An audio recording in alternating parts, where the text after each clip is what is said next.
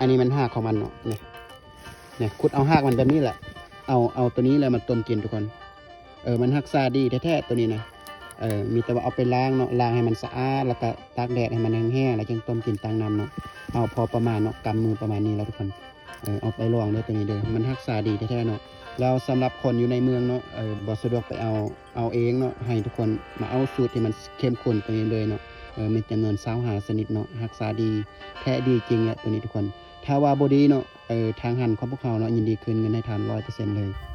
โอ้ยาตัวนี้คักสุดของแท้แล้วนี่นะกินยาอย่างมากบ่ดีตัวนี้ดีสุดฝากมาเติม2ห่อเด้อสาขาเก่าเด้อ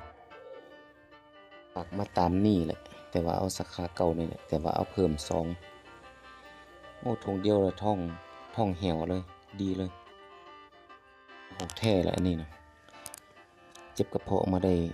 ฮอดปีนี่แหละบ่ดีกินยายังตัวนี้ใส่เลยโอ้คักตัวนี้นะของแท้นะกินบ่ฮอด3 มื้อนะท้องนี่แวบหมดเลยนี่นะโอ้คักตัวนี้นะตื่ม2 ธงเด้อส่งตามนี่แหละมื้อหน้านี่แนะนำให้พี่น้องกินได้ยินบ่ทุกคนยาตัวนี้รักษาดีแท้ดีจริงเด้อทุกคนสำหรับทานใดเนาะที่สนใจอยากรักษาเนาะให้ทุกคนพิมพ์คำว่าสนใจใต้คอมเมนต์คลิปวิดีโอนี้เลยเด้อหรือว่าทักหาทาง WhatsApp เนาะเบอร์56534208หรือว่าทักหาทางเพจห้องยาพื้นเมืองมาบุญของพวกเราตัวนี้ก็ได้เด้อทุกคนเด้อเอาขอบใจเด้อ